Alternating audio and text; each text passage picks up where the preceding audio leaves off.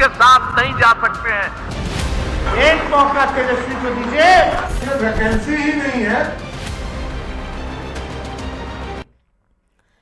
मुख्यमंत्री की शुरुआत सबसे बड़ी चुनावी खबर के साथ करेंगे। बिहार में एसआईआर यानी कि स्पेशल इंटेंसिव रिवीजन अभियान को लेकर बवाल अब सुप्रीम कोर्ट तक पहुंच चुका है। 10 जुलाई को इस मामले पर सुनवाई होनी है, पर सुनवाई से पहले सियासत जोर पकड़ने लगी है।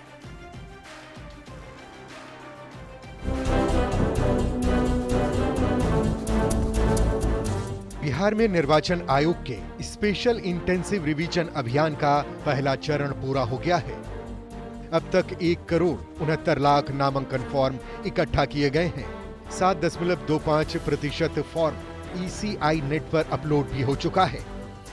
पर विपक्ष को निर्वाचन आयोग की प्रक्रिया पर भरोसा नहीं है। तेजस्वी यादव का आरोप है कि निर्वाचन आयोग SIR को लेकर खुद ही कंफ्यूज है। आप देखिए, दोनों बातें कही गई हैं।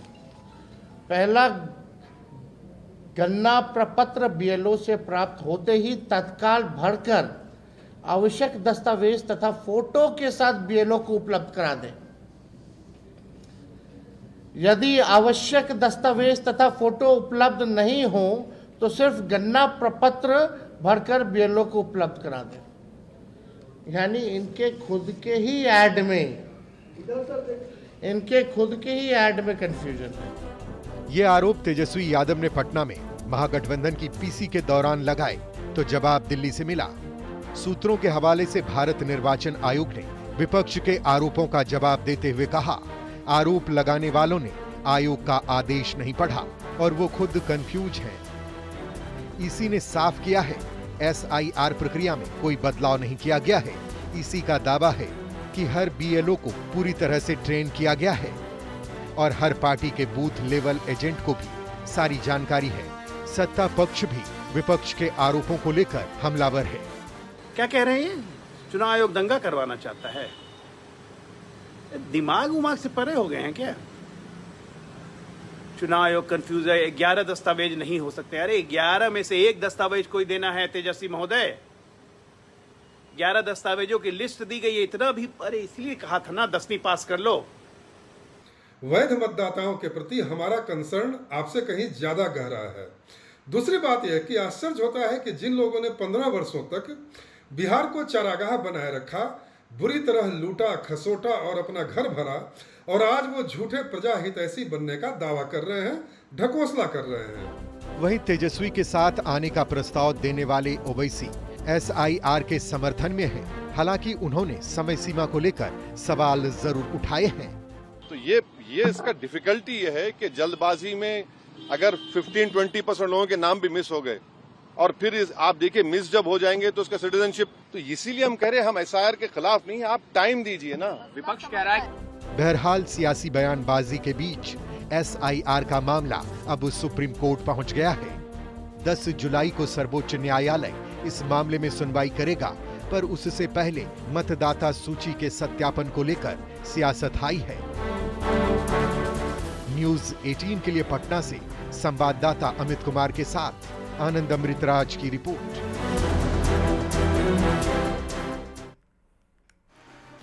वोटर लिस्ट के सत्यापन की प्रक्रिया को लेकर इतना बवाल क्यों है? विपक्ष के सवाल क्या हैं और कंफ्यूजन आखिर किस बात पर है, ये समझना बहुत जरूरी है। तो चलिए आपको विस्तार से ये पूरा मामला समझा देते हैं। निर्वाचन आयोग ने मतदाताओं से जन्म स्थान और जन्म तिथि का प्रमाण मांगा है, जिसे लेकर विपक्ष ऐतराज जता रहा है। विपक्ष का कहना है कि बिहार में और पूरे देश में कई ऐसे लोग हैं जिनके पास ये कागजात नहीं है। निर्वाचन आयोग ने वोटर और उनके अभिभावकों के प्रमाण भी मांगे हैं, जिस पर विपक्ष को ऐतराज है। विपक्ष का कहना है कि सरकार ने आधार कार्ड खुद जारी किया है, ये एक सरकारी पहचान पत्र है, तो मतदाता सत्यापन के लिए इसे मान्य क्यों नहीं माना जा रहा। विपक्ष का कहना है कि दस्तावेज देने के लिए और सत्यापन के लिए जो समय सीमा है वो काफी कम है, और ऐसे में कहीं बड़ी आबादी का सत्यापन नहीं हुआ और वो वोटर लिस्ट से बाहर हो गए तो फिर क्या होगा, इसका जवाब भी देना होगा। क्या ये जांच सभी के लिए है? क्या ये सभी को दस्तावेज देने हैं? तो जवाब है नहीं। केवल 1 जनवरी 2003 के बाद वोटर लिस्ट में शामिल मतदाताओं को ये दस्तावेज देने हैं। अब सवाल है कि कितने मतदाताओं के लिए दस्तावेज जरूरी हो और कितने के लिए नहीं है। तो 2003 से पहले 4.96 करोड़ मतदाता जो वोटर लिस्ट में शामिल थे, उन्हें कोई दस्तावेज नहीं देना है। ऐसे मतदाताओं को केवल गणना फॉर्म भरकर जमा करना होगा। लिस्ट अगर आपको देखनी है तो किसका नाम किस श्रेणी में है, तो आप निर्वाचन आयोग की वेबसाइट पर यह सब कुछ देख सकते हैं। ये बहुत क्लियर है। अब सवाल यह है कि जिन्हें दस्तावेज देने हैं उन्हें क्या क्या दस्तावेज देने होंगे। तो निर्वाचन आयोग ने कल 11 दस्तावेजों को मान्य बताया है। 11 में से किसी एक दस्तावेज को जमा करना होगा। दस्तावेज क्या होंगे ये भी अब आपके सामने रखने जा रहे हैं। आपको समझाते हैं कि आखिर आपको क्या दस्तावेज लेकर जाना है। केंद्र राज्य सरकार एवं सार्वजनिक उपक्रमों में कार्यरत कर्मियों के पहचान पत्र, पेंशन भुगतान का आदेश, 1 जुलाई 1987 के पूर्व सरकारी स्थानीय प्राधिकार, बैंक, पोस्ट ऑफिस, LIC व पब्लिक सेक्टर उपक्रमों से जारी आई कार्ड दस्तावेज होंगे। सक्षम प्राधिकार से जारी जन्म प्रमाण पत्र भी आप दे सकते हैं। देखिए, आप पासपोर्ट भी मुहैया करा सकते हैं। मान्यता प्राप्त बोर्ड विश्वविद्यालय से पास मैट्रिक व शैक्षणिक प्रमाण पत्र भी मान्य होगा। स्थायी आवासीय प्रमाण पत्र भी आप लेकर जा सकते हैं।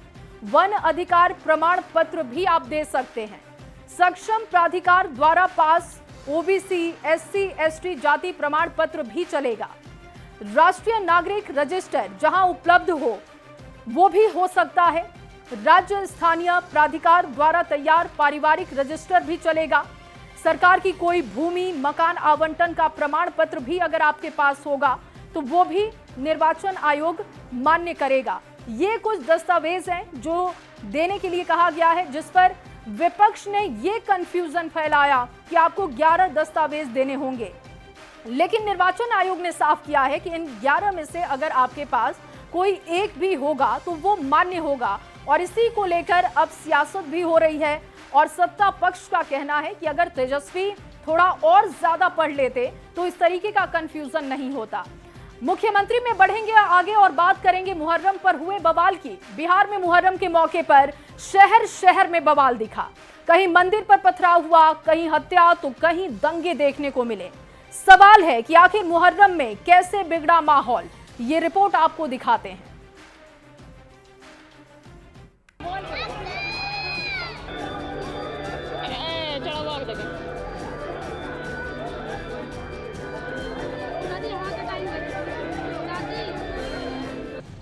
किसी मंदिर में तोड़फोड़, कहीं दो समुदाय की झड़प तो कहीं हत्या की वारदात। रविवार को बिहार में मुहर्रम के मौके पर शहर शहर उपद्रव की तस्वीर देखने को मिली। त्योहार से पहले पुलिस ने पूरी तैयारी का दावा किया, पर जब जुलूस सड़कों पर निकला तो पुलिस की तैयारी की पोल खुल गई।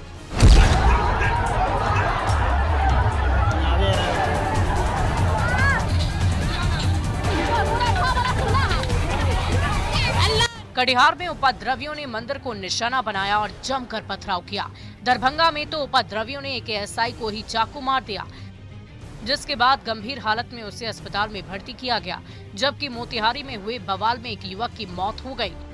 बाढ़ में हुई हिंसक झड़प में 10 से ज्यादा लोग जख्मी हो गए।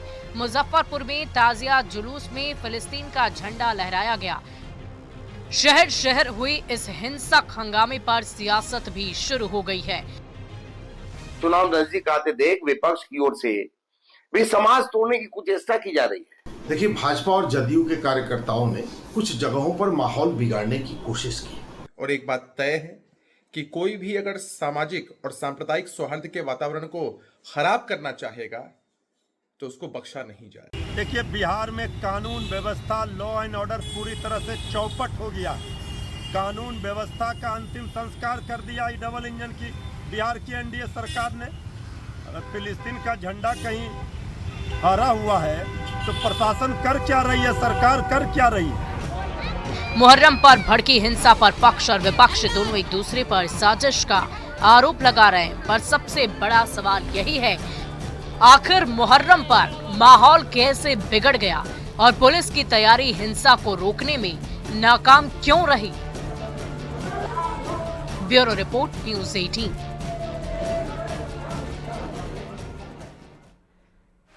और चलिए मुख्यमंत्री में अब आपको सुनाते हैं बयान बवाली, यानी ऐसा बयान जिस पर बवाल मच गया हो। बिहार के डिप्टी सीएम सम्राट चौधरी ने लालू प्रसाद को राजनीति का गब्बर बता दिया। उन्होंने कहा कि लालू प्रसाद ने अपने राज्य में सबको डराया था। अब डिप्टी सीएम के इसी बयान पर बवाल मचा हुआ है, देखते हैं। सबको किसी एक व्यक्ति ने डराने का काम किया, तो उसका नाम है लालू प्रसाद जी, जिसने बिहार को डराने का। बिहार में चुनावी दंगल से पहले जुबानी जंग जोर पकड़ रही है और इसी जंग में अपना तीर चलाते हुए डिप्टी सीएम सम्राट चौधरी ने लालू प्रसाद को राजनीति का गब्बर बता दिया। इतना ही नहीं, गया जी के मानपुर में सभा को संबोधित करते हुए सम्राट चौधरी ने लालू प्रसाद पर जमकर हमला किया। 22,000 करोड़ रुपया के राशि में से जो बिहार का हिस्सेदारी था, उसका 87% झारखंड से आता था और 13% बिहार से आता था। तो लोग कहते थे कि अब तो यहाँ 2 ही चीज में बचा है, एगो बालू और दूसरा वही चोरवा का नाम आ जाता है। आप सोच लो, चारा चोर को बैठाना है, जो बेजुबान गाय के बछड़े का चारा खा जाता हो, उसको सत्ता देनी है क्या? ये बयान सम्राट चौधरी ने बिहार झारखंड के बंटवारे के संदर्भ में दिया और जनता से अपील की कि अब चारा चुराने वालों को सत्ता न दिया जाए। सम्राट के बयान पर आरजेडी कहां चुप बैठने वाली थी। भारतीय जनता पार्टी आपको हाशिए पर पहुंचाने की राजनीति में लग गई है, उसी कारण आप लालू फोबिया के शिकार हो गए हैं और लालू प्रसाद जी के संबंध में अनर्गल बातें करते हैं। चुनाव से पहले बवाली बयानों का दौर दिनों दिन और भी आक्रामक होता जा रहा है, पर देखना ये होगा कि इन बयानों के शोर में जनता के मुद्दे कितनी जोर से उठते हैं। गया से संवाददाता एलन लीवी और पटना से रवि एस नारायण के साथ ब्यूरो रिपोर्ट, न्यूज़ 18।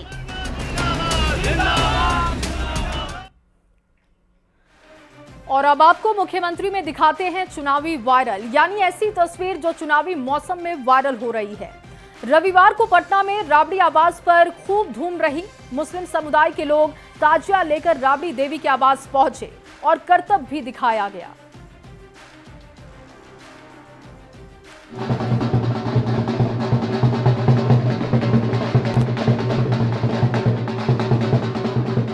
इस्लाम धर्म में शोक का पर्व मुहर्रम होता है। कहते हैं कि इस दिन को हजरत इमाम हुसैन की शहादत की याद में मनाया जाता है।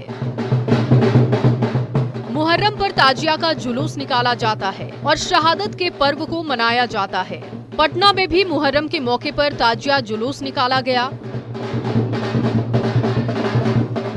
मुस्लिम समुदाय के लोग ताजिया लेकर राबड़ी देवी के आवास पहुंचे।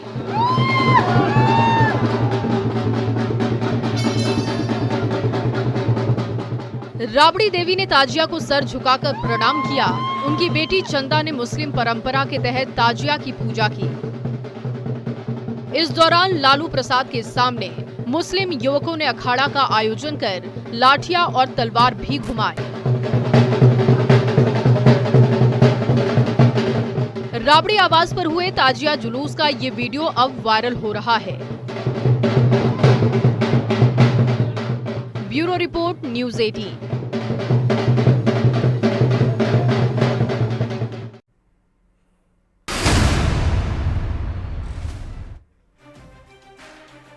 और मुख्यमंत्री में वक्त है एक रोचक जानकारी की। क्या आप जानते हैं कि राबड़ी देवी किस चुनाव से 2 सीट पर हारी थी? तो इसका जवाब है 2010 का विधानसभा चुनाव। नीतीश कुमार खुद को सुशासन बाबू के रूप में स्थापित कर चुके थे।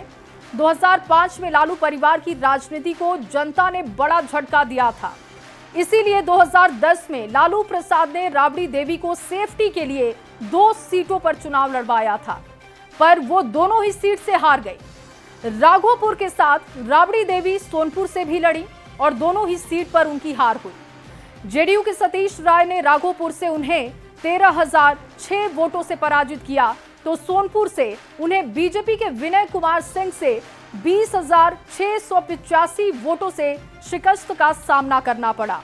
जबकि दोनों निर्वाचन क्षेत्रों में उनकी जाति के लोग अच्छी खासी संख्या में हैं, फिर भी वो दोनों सीटों से हार गई।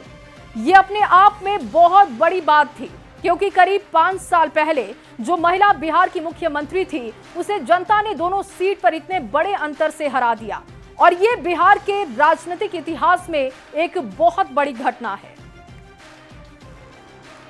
और चलिए अब तेज रफ्तार में देख लेते हैं चुनाव से जुड़ी 25 खबरें। चुनाव 25 ही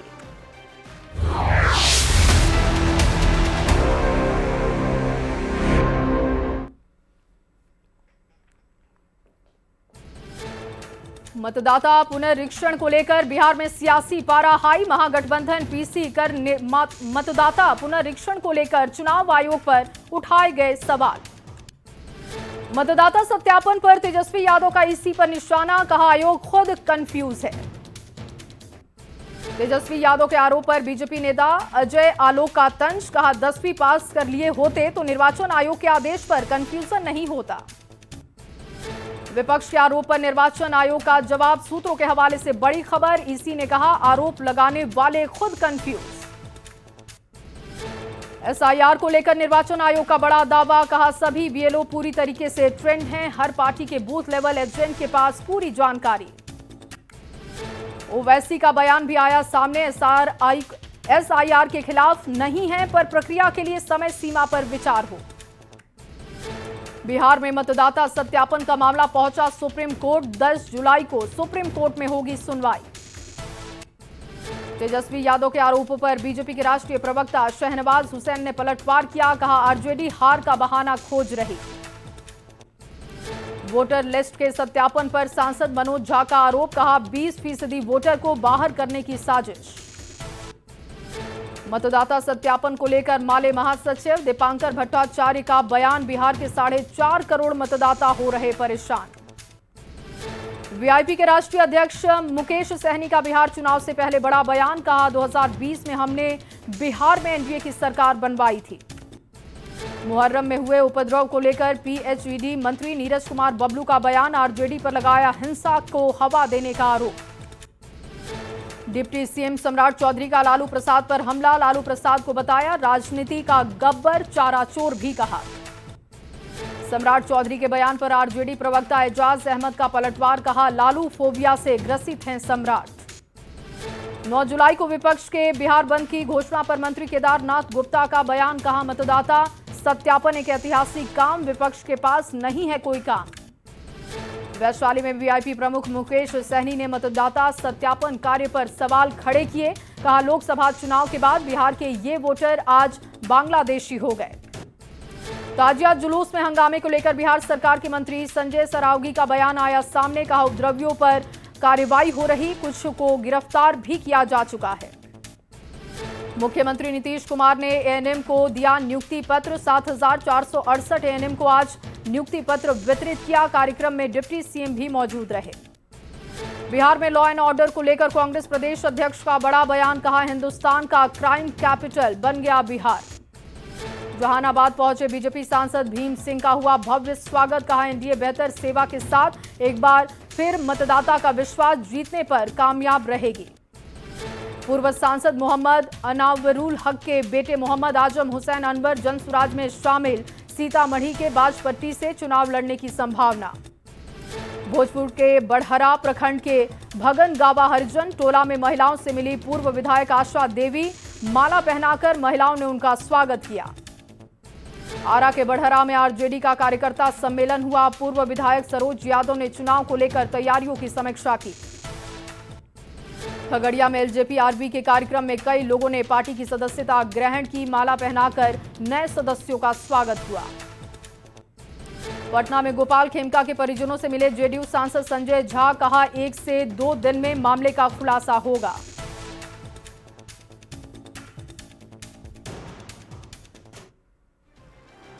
और फिलहाल इस बुलेटिन में बस इतना ही। आप बने रहिए न्यूज़ 18 बिहार झारखंड के साथ। लालटेन वालों ने जंगल राज दिया, अब हम लोग कभी उसके